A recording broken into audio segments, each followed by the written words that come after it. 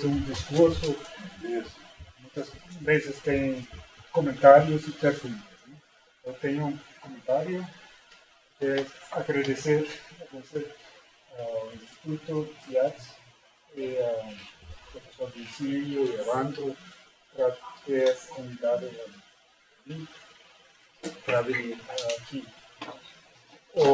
A pergunta é quando vocês foram a assistir a minha palestra segunda-feira, terça-feira, que vai ter um pouquinho de overlap, mas não muito. Vou falar em inglês porque não tenho muita prática com português, mas podemos discutir as coisas depois em português. Então, I'm going to talk about this thing called ASJP. It stands for Automated Similarity Judgment Program. That doesn't say a lot, so let's just see what it's all about. First, I'll introduce some basics. By the way, if you can't hear me, go like this. Yeah, because often I speak with a very low voice. Okay, so some basics about what is the project about, what is the database about, what is the basic measure of similarity or distance between languages that we use, and why are we doing all this in the first place. And I have two sort of things to present out of all the work we've been doing the last 10 years. I selected two things. On Tuesday I talked about some other things. But these are quite linguistic topics. And then I imagine we can have a small break, and then I would like to introduce you to some of the software that we use. But the people who are actually, I should have told you to bring a computer. So nobody has a computer. I didn't. Few. Well, then. So only a few of you will be able to actually do this, but I'll be showing things with my own computer. Those who are not interested in playing with the data themselves, you can just sort of say goodbye after the first hour or so, and then we have a break, and then I do this practical session. Right? So I think I'll be talking around 1 hour, and then we have a break, and then this session. So some basics. We have a database, we have some methods. The database consists of word lists from around 70% of the world's languages. It also has a lot of dialects and things, so there's more than 8,000 word lists at the moment. And it won't take long before we enter 10,000. So we're still working this. It's been going on for more than 10 years. And it's just a database of the 40 most stable words that you can sort of come across. And why is that? So I'm going to explain that in a minute. We started out collecting so-called Suarez lists. So Suarez is Mauricio Suarez. He ended up working in Mexico. Actually, he's Morris Suarez. And actually, Suarez is really Suarez. The family is a Jewish family that ended up being called Suarez. Anyway, there's actually various Suarez lists around. So you probably know the concept. If you go into detail and look at the various publications, they differ a little bit. I just wanted to show you this very nice page from its Concepticon. You can find that on the internet. It's a collection of all the word lists that linguists have been creating. Like Africanists have their, Suarez lists or something like that. There's very many of these around. And here's a resource that sort of gathers all of these. And as you can see, there's 5 versions of the 100 items SWOT list. Okay, to be honest, I'm not sure exactly which one we're using, but here are the words. So that's what we started out collecting, words in as many languages as possible that refer to these concepts. But then we began to discover that you can do with a bit less. So you can take these words and you can create some language family classifications based on the word list. I'm not going to show you exactly how we did that. But then, and here is actually, it's not showing everything. So that's it. Down here you would have seen some numbers from 0 to 100. So if you take all the 100 words, this is the level of accuracy you get in your classification. It's how good the classification is. Don't worry about those numbers. It's just look at the shape of the curve. If you start out with 0, or actually we start out with 10, the results are not very good. These are different classifications that you can compare your results with. Also, don't worry about the details. The shapes of these two curves are the same. So the more words you take, the better, of course, but actually at some point it stabilizes and the results don't increase. You don't get better. So that's around 40 words. That's why we thought, okay, let's just stick to the subset of the most stable words. And how we measure stability is again another story. But that's the main reason why we took this shorter list. And another reason, of course, is practical. Writing down 40 words is more than twice as fast as writing down 100 words. And that really makes a difference. Again, it's really not good that it's cut off here in the bottom. So,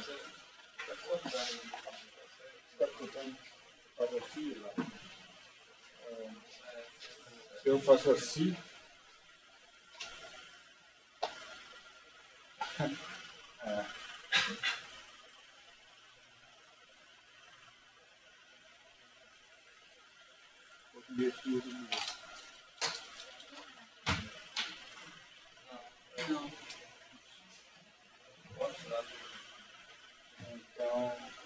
so it's a little bit better maybe.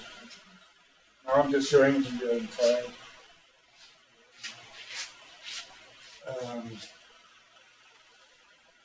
So this is just cut off a little bit here. It's not important. Another fact about this database is that we transcribe the word list into a simplified system of symbols. So here are the International Phonetic Alphabet symbols. And here are the simplified so-called ASJP code symbols. Now something is going on.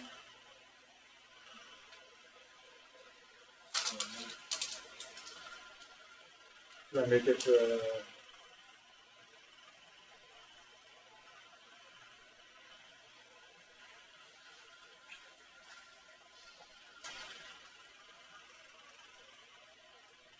Or I make it big screen. So it's lacking 3 lines.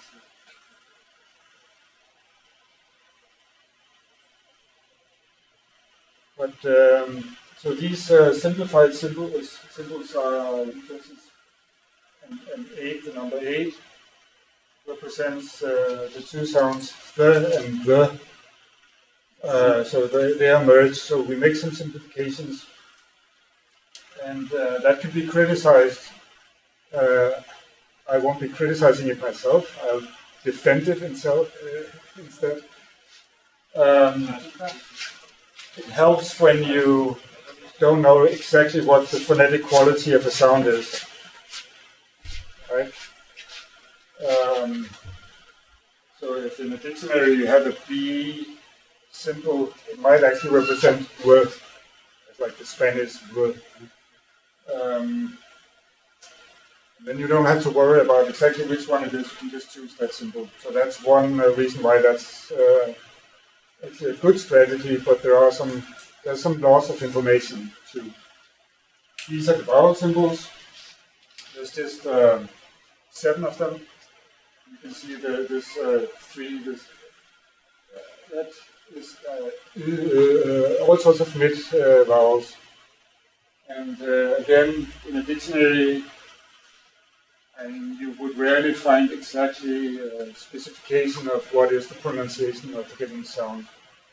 For languages of the Americas, I'm used to see something like a barred eye, but that could be all sorts of things like or what have you.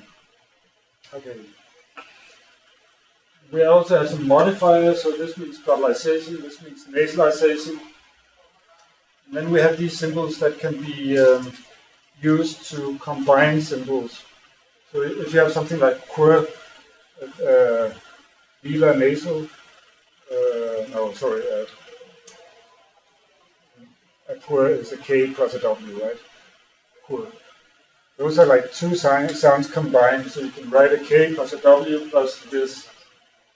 And actually this convention allows you to make very fine-grained distinctions if you want. You can combine 3 symbols and you can let them represent whatever you want. And so you can actually have a very fine-grained transcription if you want that. So welcome to the database. You can find it online.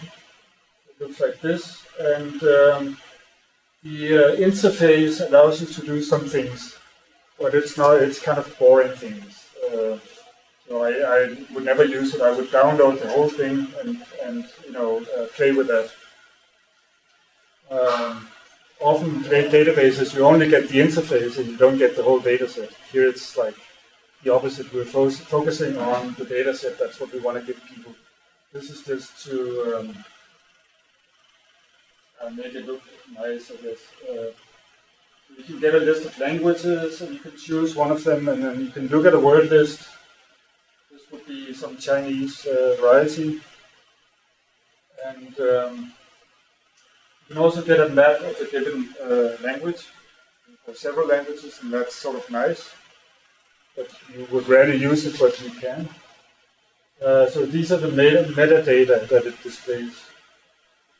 One thing you might not know,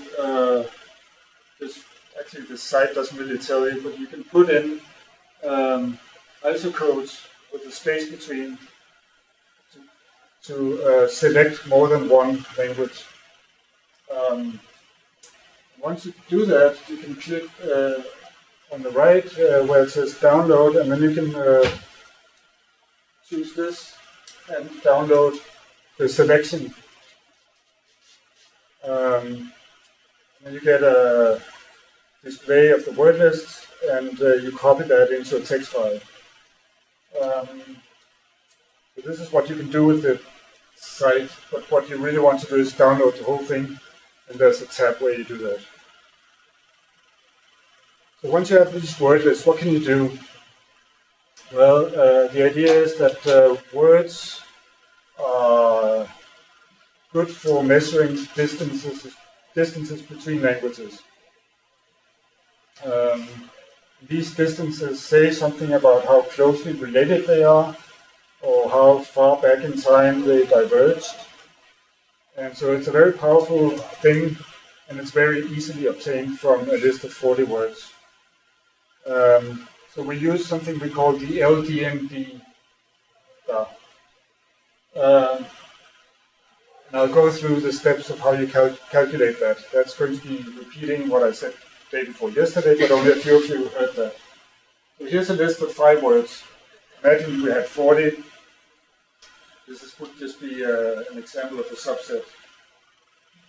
Then you measure the so-called Levenstein distance, named after Vladimir Levenstein, a Soviet scientist working in the 60s. So in Portuguese, eu is I, and that's io in Italian. The distance between these two words is 2, because it takes 2 transformations to get from L to EO. Just looking at the symbols, so you have to transform A into E and U into O. That's 2 operations. And you want to divide that by the length of the longest word of the 2. And they're equally long, they're both 2 symbols, so you divide that by 2 and you get 1. Distance of 1. So the distances are between 0 and 1. If you had 5, if you didn't divide by the length of the longest word, you might get distances above 1. So we want to have them between 0 and 1. And also if we have 2, say 5-letter words, then you're more likely to get differences. But that's just because you have longer words. So you want to control for that by dividing by the length of the longest word. And that's the LDN, Levenstein distance normalized. Normalized means basically divided by something. So from Norsch to Neu is 1 transformation of the sh to E. This is the sh of Portuguese. Distance of 1 thread. Doris, due. It's only the D that's similar. So the distance is 3 symbols out of 4 at 0.75. And then it so happens that folia, and I don't know what you're laughing at, but folia and folia are more or less the same word, so that's a distance of 0. Okay. Then we'll make a further modification.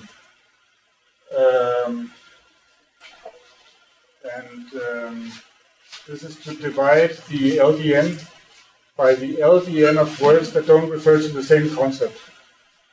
So you see here, now we don't look at L in comparison to EO or Norsch to Neu, but we look at L and Neu and L and Du and L and Kan and L and Folia. And the same for Norsch. And then we get an average LDN that happens to be 0.92. But those words don't mean the same thing, so they're likely to be 100% different, right? But actually it's a little bit less. That's because just by accident they will have some symbols in common. So just by accident, there's an O in EO and Deutsch. They both have an E and an O, but that's just pure accident. If languages happen to be similar in their sound inventories, there's going to be quite a lot of these accidents. And when you divide that number, divide the original LDN by that number, you punish a language pair that's sort of too similar just by accident. So the greater this number, the lower the LDN will become when you divide. It's a way to punish the original similarity so that you take into account accidental similarities in phoneme inventories. That's important when you compare, unrelated or distantly related languages, because it might look like 2 languages are related because of these accidental similarities if you didn't do that. So that's basically, what we have. And anyone could take these data and the methods and do anything with that. What we thought we wanted to do in the beginning was something like the following. To approach classical questions of linguistic prehistory through consistent, objective, and automated approaches that can be statistically validated. That's sort of our mission statement. So classical questions of linguistic prehistory, that's questions like how to classify languages, how old is a language family, where was the proto-language spoken, where did these guys come from?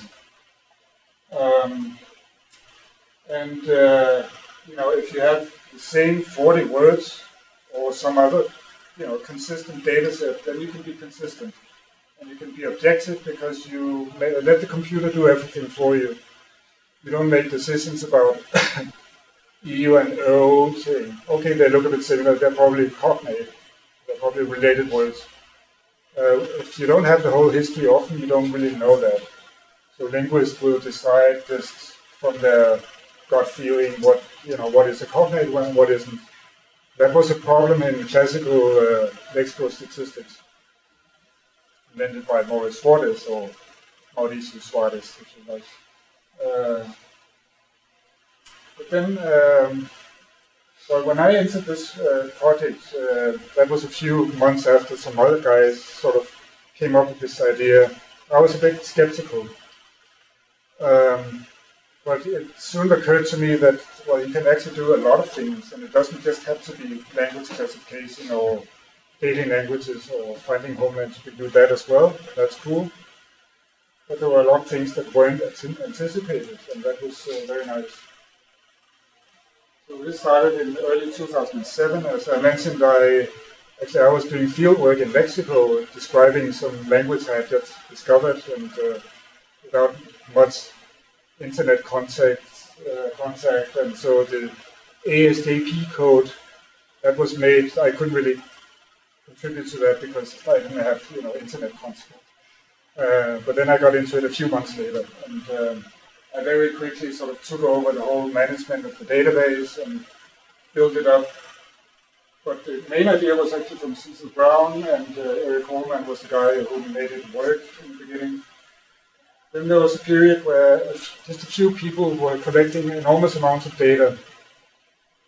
Imagine you listening to me and thinking, oh, this is a cool idea, I want to contribute. There were people like that. One of them is called André Müller, a young German student who collected more than 1,000 word lists. This guy is completely insane. Good for us. Then there was a period where I actually had some salary to give to people to do this. But I at the moment I don't have that, so I came to a situation where I was wondering what to do now. I don't have assistants, I don't want to do all this myself. So I programmed my assistant, so now I have a computer program that can do a lot of that work. It took a bit of time, but it's worth it. I'll show that in the end. So here's just a list of some papers and topics worked on. I'll go through that quickly. So as I mentioned, we looked at the stability of lexical items, what words change fast and slow. Sound symbols, I'll return to that in a moment. Some tests of the methods. Then we developed a method of dating proto-languages, time depth of a group of languages. I talked about that 2 days ago. How to find the homelands, the origins of languages, and infer patterns of migration. Then we also looked at some technical aspects of the structure of family trees, so-called phylogenies. This is something I'll be talking about in a minute. And about sound correspondences, co-evolution of languages, and also features. If you have a family tree and you know something about the cultures of these people who speak the languages, then you can use the tree to reconstruct some of these features. So there are some methods for that. And of interest for you maybe is that I worked on the Tupi language family. It's a very big family spoken mainly in Brazil. And then my most recent work is about languages and dialects. I'll talk about that. And then there's various works. This is I'm working with this guy at the moment to study a particular group in North America. Basically, this is a very powerful tool in a database where you can take your finger and point to any place in the world and just say, I want to study these languages. Let's take the data set, let's do something like classify the languages and so on. But of course, you have to take care to read all the literature and see what other people have been doing and compare your results. And so it takes a bit of time to build up this work.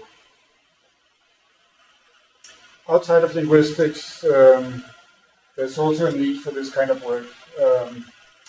It's something I've come to realize working with these things is that if you want to talk to people in other disciplines, it's very good to have numbers. I can say to somebody in anthropology, isn't it cool that you can reconstruct the word for horse in Indo-European?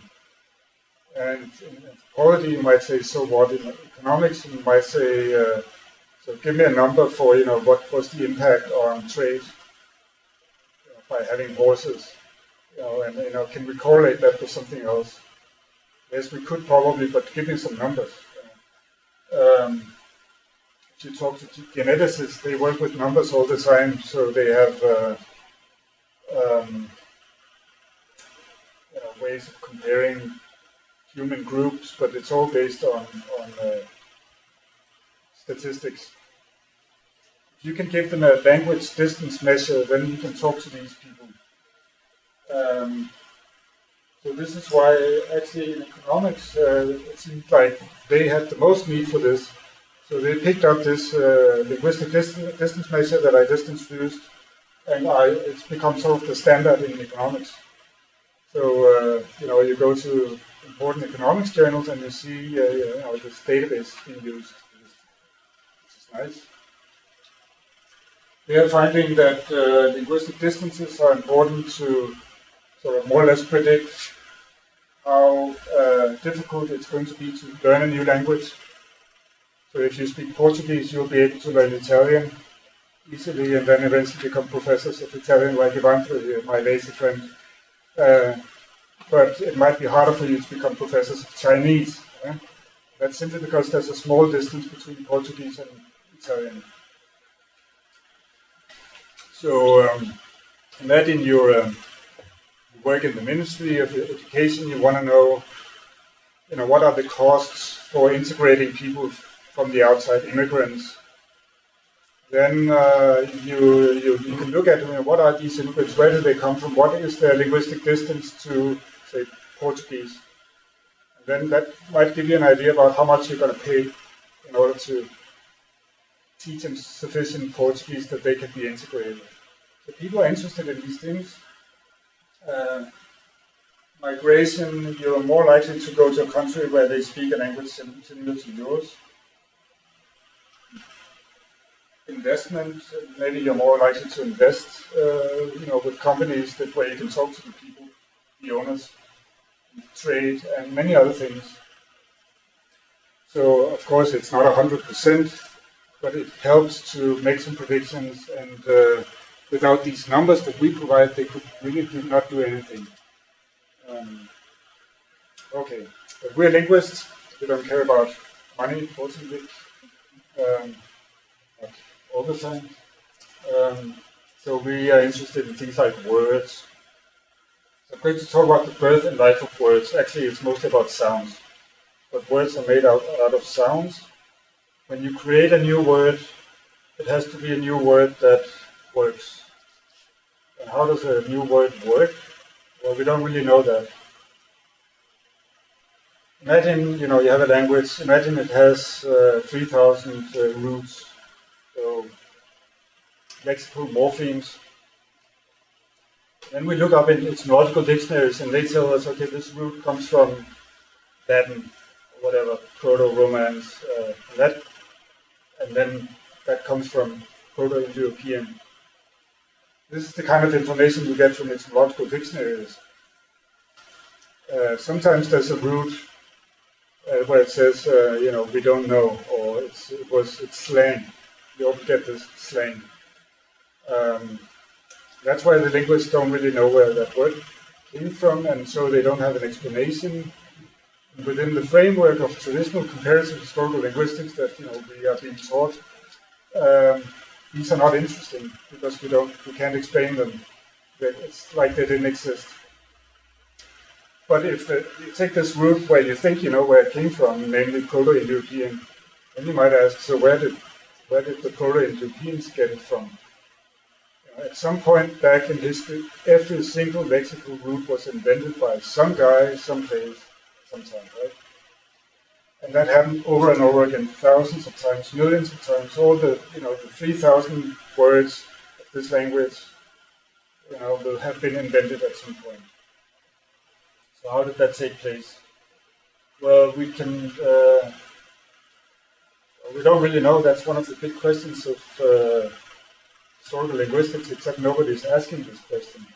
But I think I have at least some clues, at least. Sound symbolism.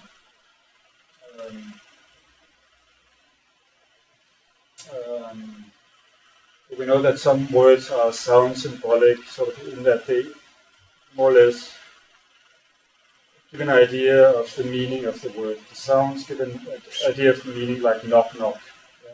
Yeah. But as it turns out, this effect of a connection between the sound and the meaning reaches much deeper into the lexicon than we thought. This is something we discovered around 2010. We wrote, so I'll summarize sort of the observations we made in this paper. But that didn't become very popular because it's a little bit technical, but it's really where the idea comes from.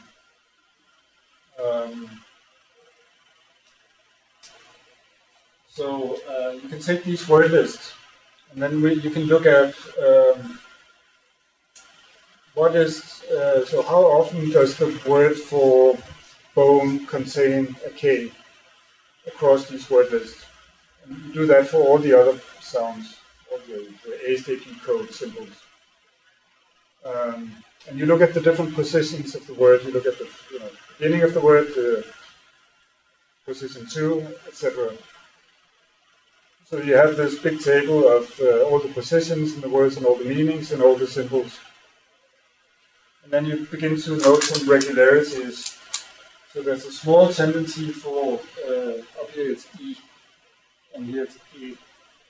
Small tendency for these two guys to appear in the same positions, in the words for the same meanings. Same with and R and U and O. So this is pretty abstract. It's just a tendency, and you can make this sort of multi-dimensional scaling plot. I'm not going into the details. You can just plot these similarities and get a picture like this that shows you that there's something non-random going on.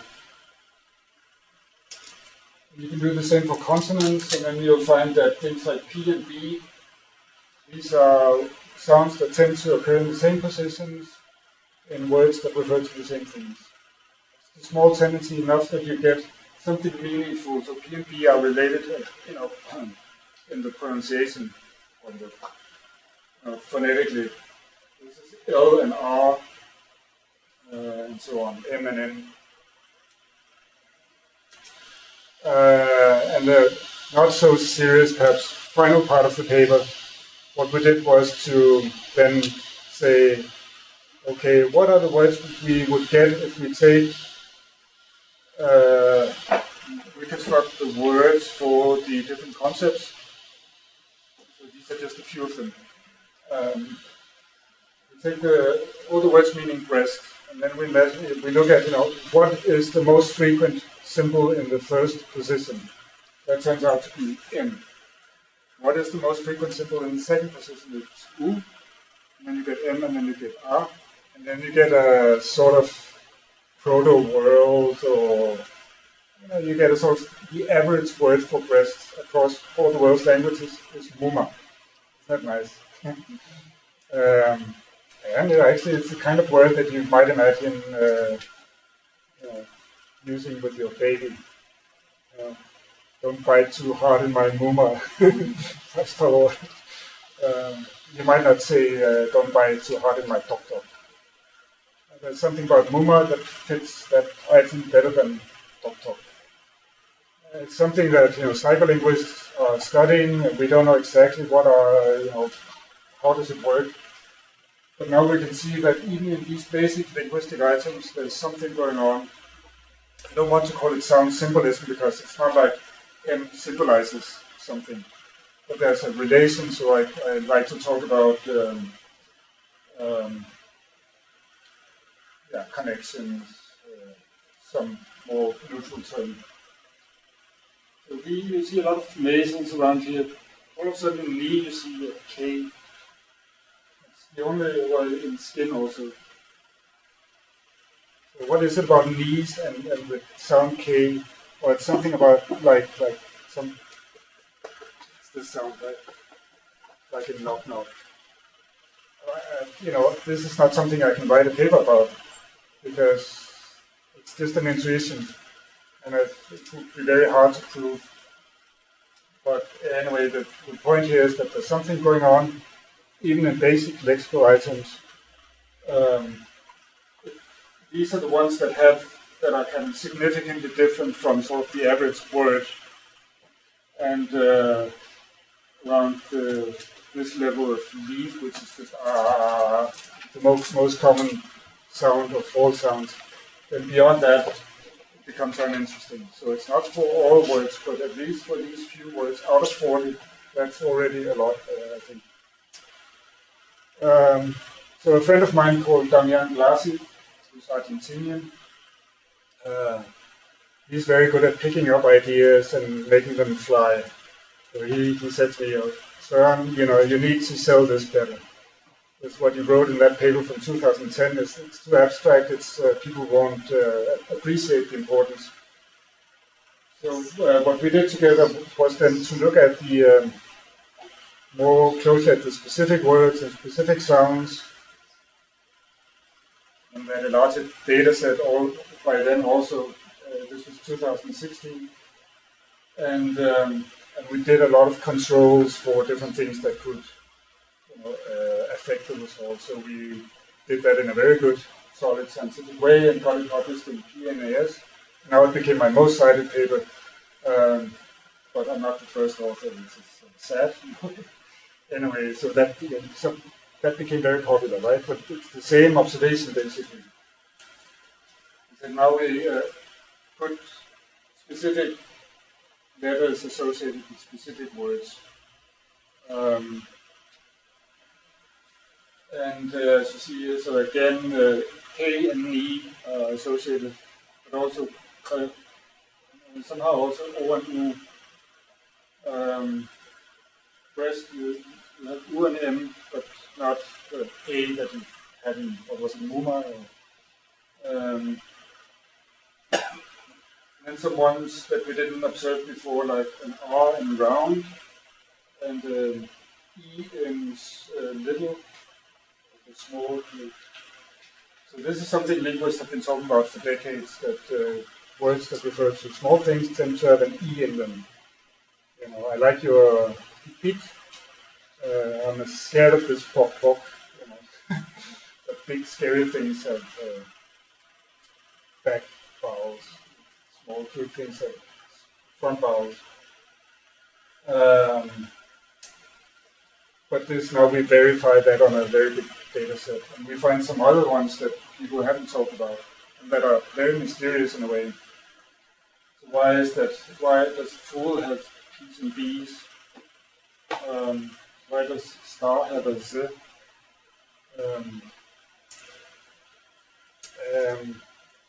That's an whole area of study that you could actually, embark upon starting here. And I think what you need to do is then to look at much larger word lists. Then you probably find that what explains these weird things like sand and S is associations to other words that are maybe more obviously sound symbolic. I think one of them is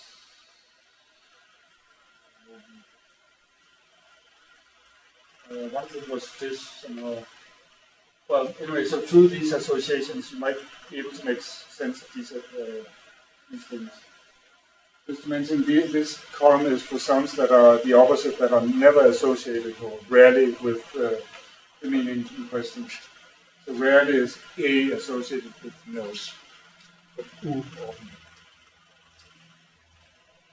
there's not much more to be said about this, except that, okay, now you can write a dissertation about this. But you need to look at longer word lists, and it's a lot of work, and people are maybe reluctant to do that. Okay, and another topic relating to sounds. Say, now you have your word, it was created by someone, and there was a little bit of sound symbolism going into that. Word for breast in the proto-language became Numa. But then, words take on a life, they get inherited by later stages in the evolution of the linguistic lineage. Your children learn the words, and they change for various reasons: contact, bad pronunciation, bad hearing, and just, whatever. So we get sound correspondences. We get words in word in language A that it's a bit like the word in language B, but there's a change. So-called sound correspondence. If that same change happens systematically, then we talk about sound correspondence, like ch in Spanish and sh in Portuguese.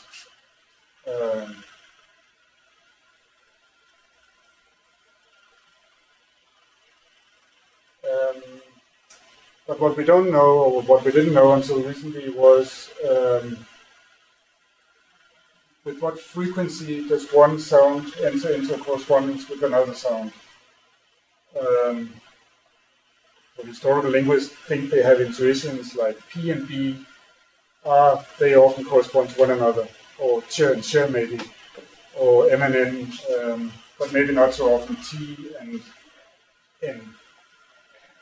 Although, I have seen cases where an N changes into a T, but it's true, I haven't seen very many of them. But can we put some numbers on these things? What is the frequency with which N and T correspond in comparison to, say, T and D? One should be less frequent, one should be more frequent, but how frequent exactly? So this might help us in historical linguistics. It might also help computational linguists when they work with words of different languages. So we introduced this unsupervised method. It means you don't mess with what the computer is doing. You don't introduce your own intuitions. You get it from the data. So how to do that? First, you need to align the words. So here, the word for fish in Swedish is fisk, and in Frisian, this Germanic language, and further south is fas, and in English it's fish. So English doesn't have the K anymore. So there seems to be a correspondence between K and 0. That's a way to say the K was lost. And between S and sh. And also between E and R.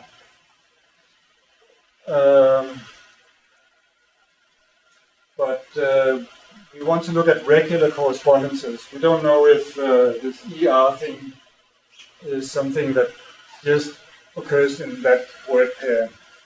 So we want to look at the regular correspondences and how to identify those.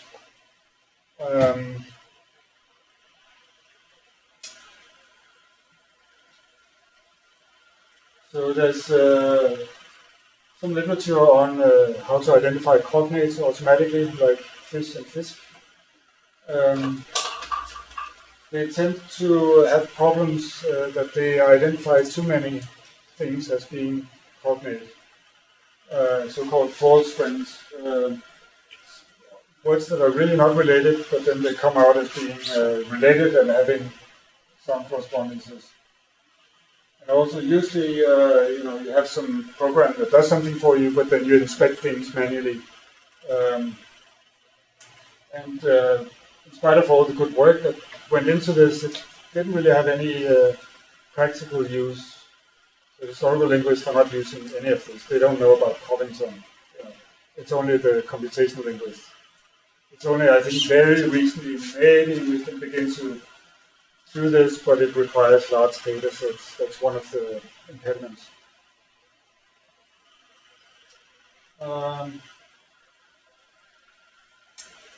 So the idea we introduced was to say, okay, we don't want to try and find everything. We just find the cases where we're really certain that this is these are cognate. And then we, fish those cases and we leave the rest. So we have a sample of some correspondences. We don't have all of them, but we maybe have enough that we can do some statistics. So it's better to have few cases that you can rely on than to have too much noise in your data. So here's an example of what we did. Here's one of a subset of two word lists in the database, German and Danish. Wir is we, and here it's we. Hund and Hund. So this is a so-called glottal stop sound. And in my country we are very good at this, and people suffer a lot when they had to learn that. So you see that it looks like this R and zero or nothing, that they correspond with the T and the glottal stop and this T and that glottal stop and the U and the E, right? And all of these might actually be regular if we look at many more words. Then we thought, okay, we're going to just pick the cases that we are sure of. So our criterion is to only look at cases where the same correspondence is found 2 times or more in a word list. So T and glottal stop comes out as a regular correspondence. And we throw out U and A and the R and the 0. And then we just find all these cases. It's actually very simple. And we make sure that we don't count too many cases just because they come from the same family. So we have a classification that we follow, and if we have we follow the world atlas of language structures, it's a big catalog, and only take what they call genera. So those are like language groups that everybody agree they are related languages. Big subgroups of Indo-European would be genera, or some small language family like Kiowa Tanoan is one genus in this classification.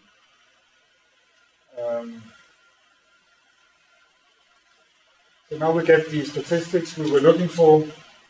Unfortunately, you can only see the top of the symbols here.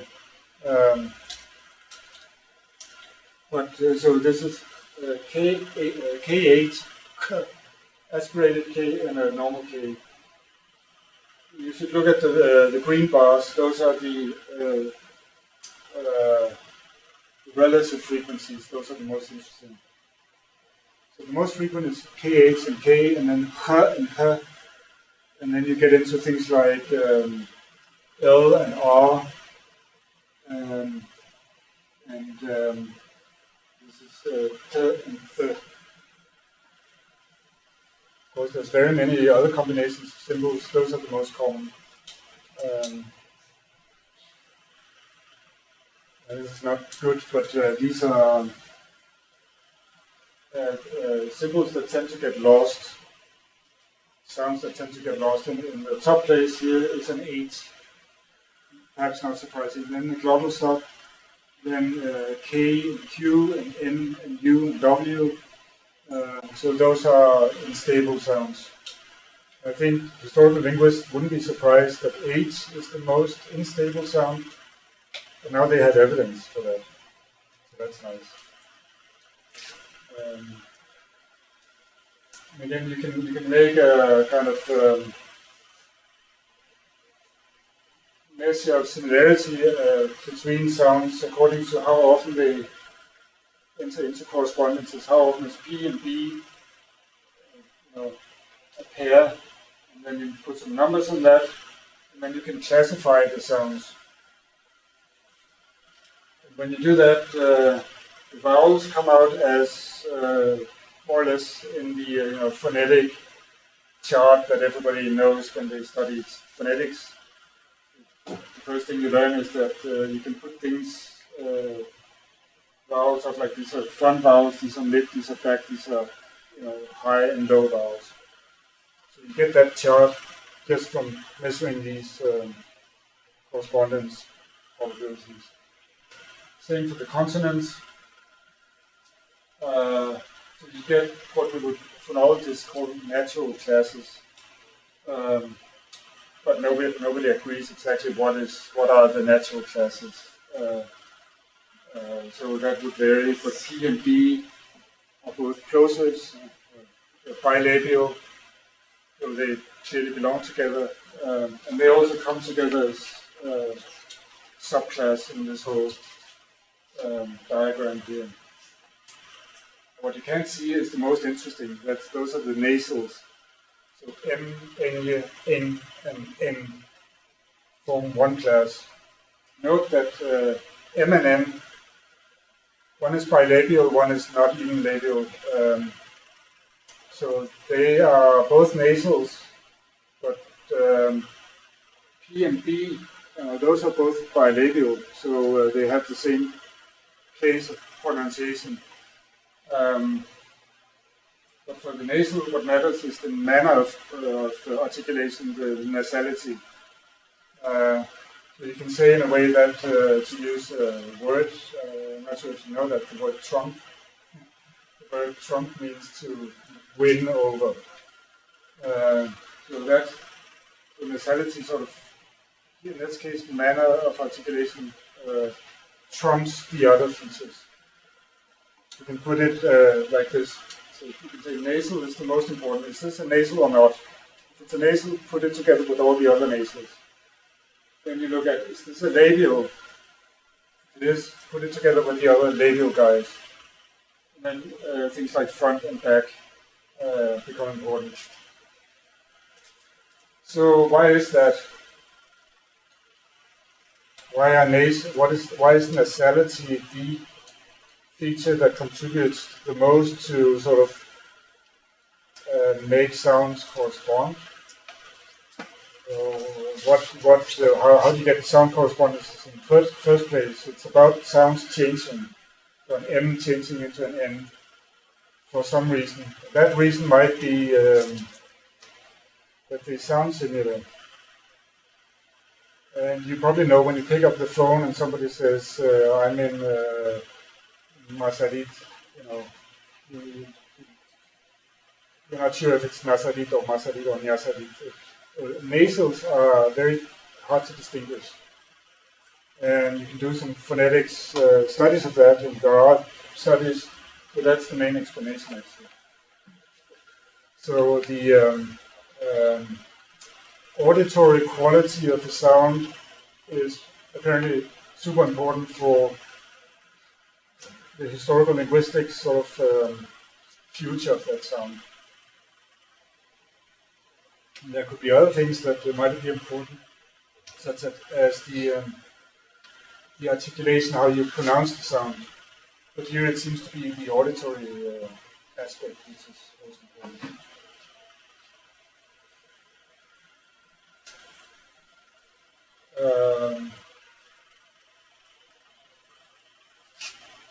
So vowels will change into other vowels that are similar in their articulatory positions.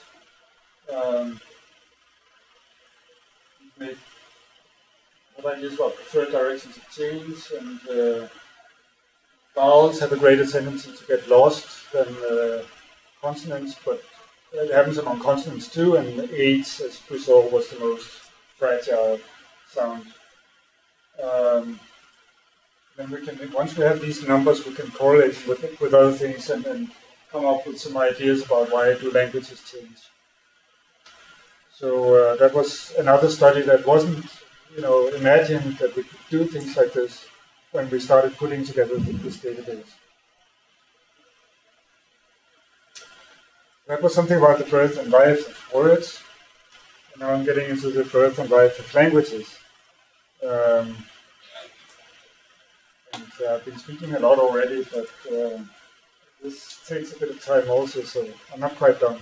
Be patient, please. This is interesting, I think.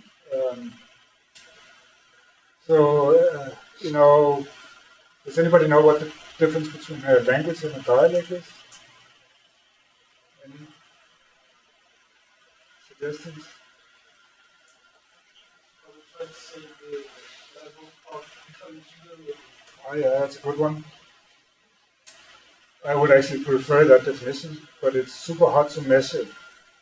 And another thing is that whenever there's language contact, it's often not symmetrical. So you go to Portugal and you present people with some Spanish words and they probably understand all of them.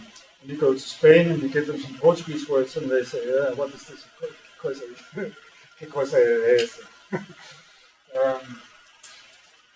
Because Spanish is more dominant. So it makes it hard to measure in some circumstances. And also it's a lot of work to go around and do that for pairs of languages, no, thousands or millions of pairs. But you can do that very quickly with our data. We have these word lists, so we can... Anyway, but so what is the difference? Well, I didn't know, I didn't have any ideas, but it sort of came out of the data in an interesting way. But let's first look at what does Ethnologue have to say. Ethnologue is this catalog of languages. It's made by missionaries. What they want to do is to translate the Bible. So they want to know how many translations do we need when we go to this 2P region. They have all these varieties. Are they similar enough that we can have just one translation? Or so it's a practical question. If we measure, take our word list and measure the LDN that I talked about before, the Levenstein distance normalized, and we compare that with Ethnologue, we get this kind of picture. So these isocodes, so different languages get different codes in the catalog. So if you have different codes, that means different languages in that catalog. So these different languages should be, these are the same isocode, so these should be dialects of one and the same language. They should have a low distance, right? About 0.3 on average. But you also see that some of these pairs have very large distances. So more than 0.8, that means almost completely different word lists. So there's something wrong going on. For the those that have different codes, then they are normally quite different. But there are some that are super similar, down to almost identical. Of course, there could be a few errors. There will always be some errors, but this is too much. It's too many cases, that too much overlap. So, okay, our 40 words, that does not the whole story about two dialects or languages, but I think it's enough to cast some doubt on this classification. So we want something else. Often I work just with sort of intuitions, and I like to make plots and look at them, and some people do that for fun. I'm one of these kinds of people. Just to be honest with you, it was not until 2005, I think, I learned Excel. You might find that funny. You learned that even in high school. I didn't know about Excel, but then I made a plot, and that became a paper. Now I'm doing it all the time. So I have been playing with plotting distances between, say, languages or dialects. We don't know yet, but our word lists for different groups of languages. This is the Mayan family in Guatemala and Mexico. These are the LDNs, and this is how many of them you have. So these are what you call histograms, and then you can put a curve or two curves on top. So there's a lot of these varieties that are very similar. They have a normal distribution. A normal distribution is this kind of curve. If we take all the people in this room and we measure the height, then we get a normal distribution. Some of you are short, some tall, but most of us are sort of around the, more or less the same number. This is going to the Netherlands, right, where people are super tall. You get a slightly different distribution. Okay, but it's linguistic data, so it's so you get a level here where you have another normal distribution, and then you seem to have very little, small, very few cases in between. I just found this kind of interesting. Why do you have this valley in between the two mountains? It seems like languages don't want to be halfway similar, so it's around 0.5. It's like you want to be a dialect of another language, or you want to be different, but you don't want to be a half language, half dialect. So there's some forces of attraction, or the opposite, that causes languages to be either this amount similar or that amount similar or different. Now, of course, I was plotting back in 10 years ago one particular language family, and now 10 years later I have much more data, so I can do the same for a lot of them. And this pattern recurs. You get it again and again. So this is a very clear case. It's very similar to what the one you just saw. Now you begin to see that some of them are not so clear. But this by what you have here is what people call a heavy tail. This is like an animal with a big tail. Right? But when you don't clearly have two curves, at least you often have this heavy tail. And that's like it's sort of hiding this kind of distribution inside the tail. It just didn't develop so clearly that you can actually see it. But you can use methods to fit two normal distributions to any kind of plot, and it seems to make good sense here. So now we get into some statistical argumentation and so on. But let me just say that I convinced people enough that actually got published.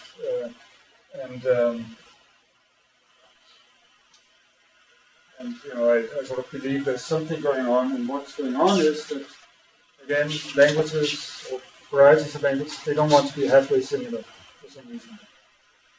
So we can find where the these two curves in all the diagrams where they cross, and we find what is the number here, the distance, and we can say this is the number that decides whether two varieties are going to be dialects or languages.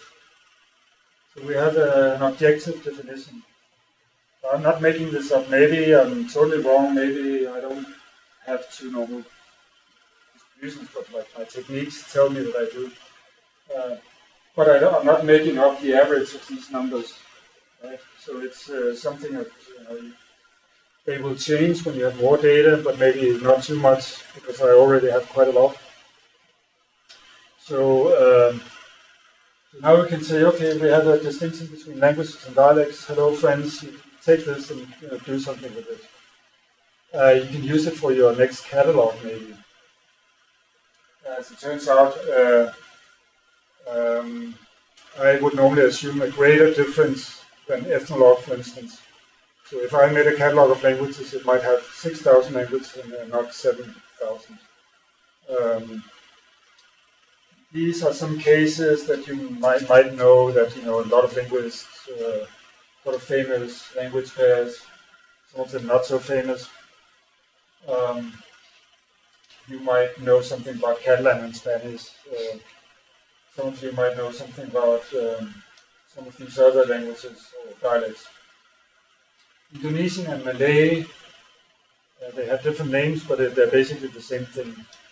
Bosnian and Croatian, after the war, that became different countries, Bosnia and Croatia. But they're really the same language. And I think most people would agree on that. But then you get into these cases where it's maybe not so certain, not even to me. I speak this language. Again, here's a case where you often have non-symmetrical mutual intelligibility, because these guys don't understand us, we understand them. So we can make a nice cutoff here and say that Catalan and Spanish, they are different languages, whatever you think. And we don't have to get into politics because our number doesn't come from our political beliefs, which is a nice thing, I think. Of course, this brings up some questions about, why do you have this value, this attraction, repulsion, dynamics? What is going on sociologically? How well do these results correspond to intelligibility tests? We should go out and make a lot of work in that direction and see how well the results correlate. Then there might be a level of intelligibility that corresponds to this level of lexical distance, or there might not be. Actually, from the studies already available about intelligibility, it looks like there would be a correlation. I did some checking, but these studies often use different methods, and so it's very difficult to compare.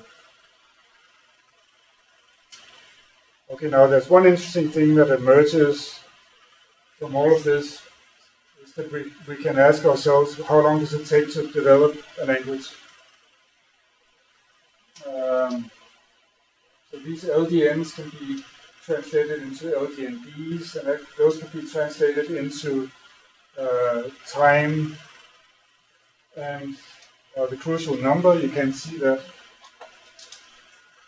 but it's from 1075 to 1635, so millennium to 1.5 millennia is what you get out of these averages and the sort of interval around them. 1 to 1.5 millennium. So you sit and talk to your children, and then you sit some more, and you have different generations. 1,000 years later, you have different dialects.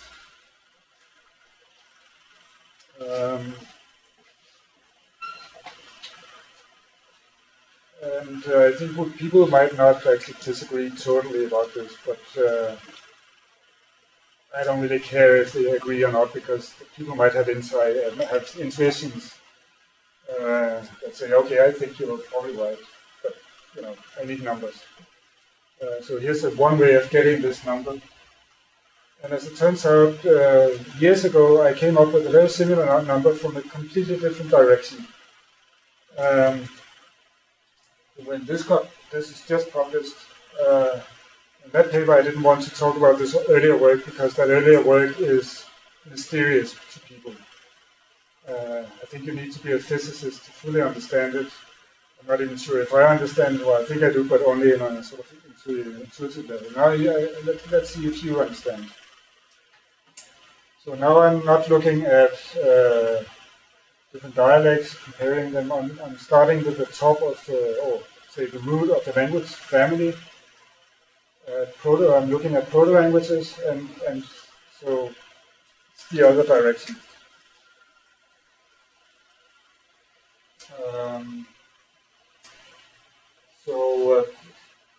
This is going to, if you don't understand the whole argumentation, never mind. But here's the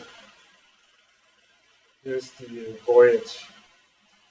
So you can start out asking, is there some kind of intermediate level of a language family where you might say, we should subgroup these languages according to that level? So we have Indo-European, we have these subgroups, Romance, Germanic, Indic,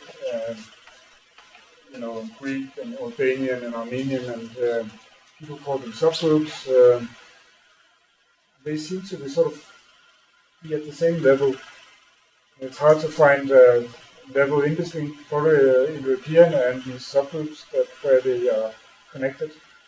And beyond that level, they turn into a lot of little groups. So there seems to be kind of, maybe the language families have this intermediate level as something that comes naturally. Is that the case or not? Okay. And here's why I think there might be such a level, but it's kind of abstract. So let's take a toy example, completely invented. There's a language family, 6 languages, and you see this, they seem to be splitting up at the same time. Okay. Of course, reality is never like that. But if reality was like that, you could take these distances, say from A to B. So imagine some lines. This is one distance, 1, 2, 3, 4. Okay, better, let's say 1, 2, 3. So there's a certain distance between A and B that we can measure. You can say it's a distance of 3 or something like that. It would be the same distance between C and D. It would be greater between A and C and A and D and A and E and A and F. So we have a lot of distances at that level and some at this level. Yeah? 3 at this cellular level. Okay. So what happens if we plot these things according to their rank? So the highest distance is to the left and the lowest to the right. You get this. Okay, that's not very exciting, maybe. Now we look at a real example. These are some Salish languages. That's a language family of northwestern America. It's famous in historical linguistics because that's the family that Maurice Waters, our famous Maurice Waters, worked with in 1950 when he invented lexical statistics. Anyway, so we can make a family tree of those based on our data. And now we can do the same experiment and plot these distances. So now it's not going to be 3 and 6, but some intermediate numbers. Very low number, slightly higher, and these up here are even higher. So the highest number is going to be out here, and then they get somewhat smaller, and then these are the closest varieties. So that's a plot, and if you're a physicist or somebody like me, you like plots and you want to understand why do you have this particular distribution? You can call it What's the rank? The rank is just the highest number. So okay, you go all the way through this network, all the way down to this. So these two are the ones that are furthest apart. They have a certain number. So they get the highest rank. The distance might be 100 or something like this. And the next one might be Thomson. You go all the way through down here. So they're slightly closer. Imagine you can actually fold this out like a kipu, this Inca. You know what a kipu is? No. Okay, that you can, it could be threads that you can spread out on the floor if you want. Just need this, so then you could more easily measure the distance. So these are the ranks. It seems like something is going on here, some event, something. We can measure that point by fitting a box under that curve. The biggest possible box will hit that knee in the distribution. Like if I put a box here, the biggest possible box will hit, and that would be an objective way of saying this is where the knee is. This is where you get this different, the new shape of the curve. That gives you a number, and that number says that around here is this new level. So that could be the genus level, the level of natural subgroups. So far, so good. Let's look at some more language families. So we need a good number of languages, say 10 or more. maybe we don't need very, very old families because then we don't know what we're doing, perhaps. We need for most of the languages to be well represented. So we have these guys, Gypsum and Caribbean are South American indigenous families, but the rest come from other areas of the world.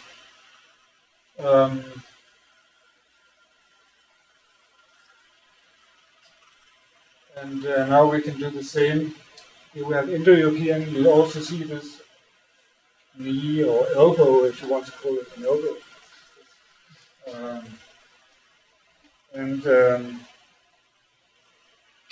It emerges consistently across all these families. But when? That's the question. So if this is almost always you have this knee or elbow, it happens to occur more or less regularly at a certain distance here. And so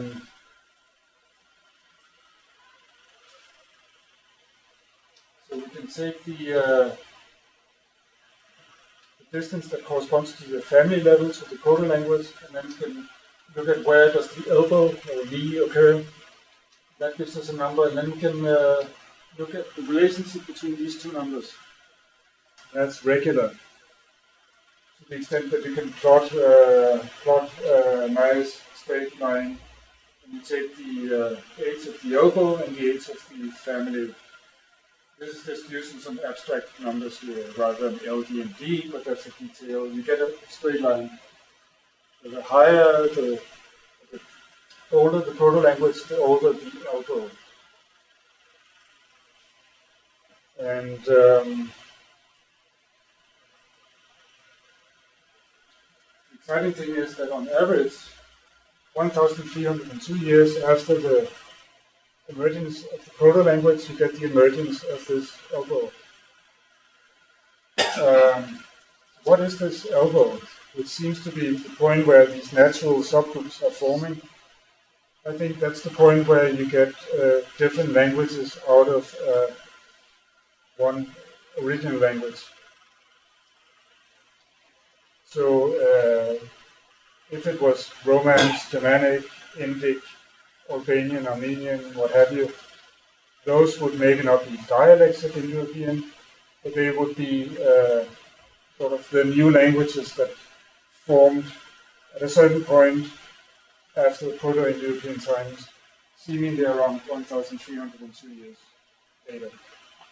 And if you remember, the number from before was between a millennium and 1,600 years ago. The one we got from plotting the dialects versus languages. It's the same number. Well, this is really black magic, right? And it's so black that I don't even dare to talk about it in publications because people will not understand it. I hope you have a little bit of understanding now that there's something interesting going on here. But if you want to define the difference between languages and dialects, we might be able to go from bottom up, or actually the top down as well. So around 1,300 years is what it takes for a new language to emerge. And that's it for all the talking, which was an hour and almost 40 minutes, so point you might be a bit tired. And yeah, I plan to show you some software, and I don't know if you're up to that. So what are you thinking you should do? Yeah, you can continue a little bit. Okay. But you need 4 things. So here's some software for creating a distance matrix. Something else. This you need potentially Mega is a phylogenetic software created by biologists. It's useful. And you need the R sort of programming environment. That sounds very scary, but it's not. It's something you can download. And then you need my software for doing different things. So it's all here. Those of you who have computers and who are online, you can download these things now. The rest of you, or those who don't want to follow, you're welcome to say Chelsea.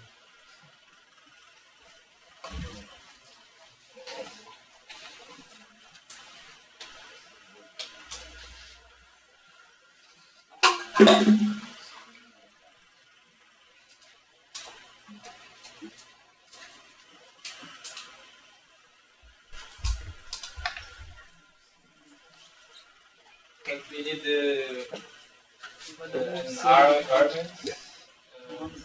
Yeah, You go here.